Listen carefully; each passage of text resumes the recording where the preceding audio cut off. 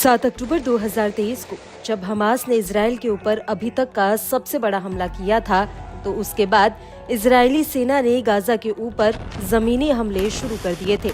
लेकिन गाजा में युद्ध शुरू होने के कुछ ही दिनों बाद लेबनान का हिजबुल्ला और यमन का हूती हमास को बचाने के लिए मैदान में उतर आए थे। हालांकि अब इजरायली सेना ने लेबनान पर भी हमला कर दिया है और इस हमले से पहले आईडीएफ ने 27 सितंबर 2024 को हिजबुल्ला प्रमुख हसन नसरल्लाह को राजधानी बेरूत में ढेर कर दिया था। लेकिन इतना कुछ होने के बावजूद यमन के हूती का हौसला कम नहीं हुआ, बल्कि अब वो लाल सागर से आगे बढ़कर इजराइल के तेल अवीव तक पहुंच चुका है। आए दिन तेल अवीव में हूती की मिसाइलें और ड्रोन बरस रहे हैं।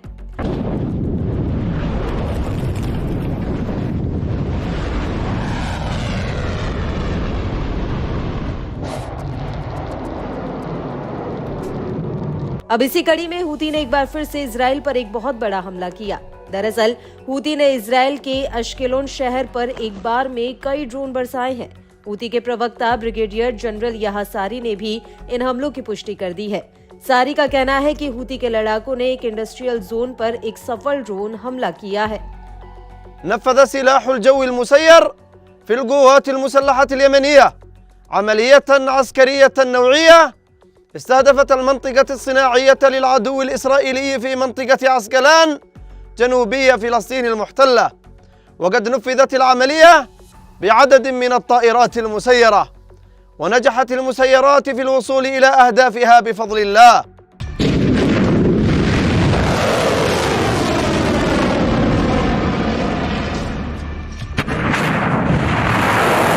वहीं दूसरी तरफ इजरायली मीडिया ने भी एश्केलोन और नहारिया में धमाकों की खबर दी है। इजरायली मीडिया के मुताबिक लेबनान की तरफ से इजराइल पर ड्रोन फायर किया गया था। हालांकि इस हमले को लेकर इजरायली सेना का कहना है कि ये ड्रोन खुले इलाके में जाकर फट गया।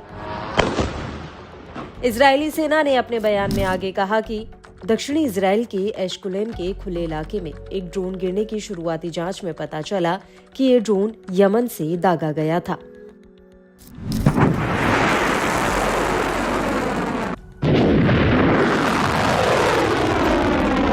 आपको बता दें कि इससे पहले भी हूती ने तेल अवीव में मिसाइल और ड्रोन हमले किए हैं, जिनके जवाब में आईडीएफ के लड़ाकू जेट्स ने यमन के भीतर हूती के बिजली घरों, बंदरगाहों और तेल भंडारण को निशाना बनाया था। आईडीएफ ने ये हमले यमन के पश्चिमी शहर होदेयदा पर किए थे। आपको बता दें कि यहाँ पर भी होदेयदा प्रांत को हूती का गढ़ माना जाता है और यहीं से हूती लाल सागर में इजराइल और अमेरिकी जहाजों पर हमले करता है।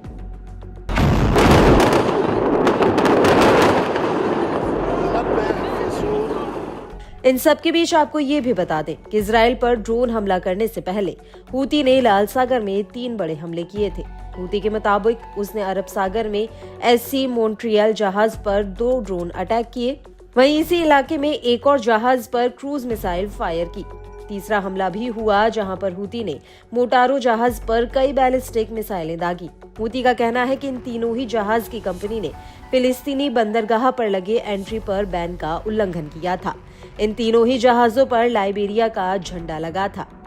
एससी मॉन्ट्रियल ओमान की तरफ जा रहा था, जबकि एक दूसरा अज्ञात जगह की तरफ बढ़ रहा था। वहीं मोटारो रूस से चीन की तरफ जा रहा था।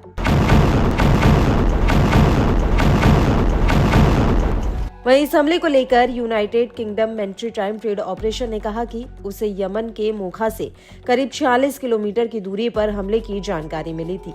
जानकारी के मुताबिक उसे जहाज के करीब 3 धमाकों की सूचना मिली, जो अलग अलग समय पर हुए। हालांकि इस हमले में जहाज का चालक दल पूरी तरह से सुरक्षित है। वहीं मोटारो को लेकर जॉइंट मैरीटाइम इंफॉर्मेशन सेंटर का कहना है कि इस जहाज का इजराइल, अमेरिका और ब्रिटेन से कोई लेना देना नहीं था। हालांकि इस जहाज पर हमला इसलिए हुआ क्योंकि इसी कंपनी का एक जहाज इजराइल गया था।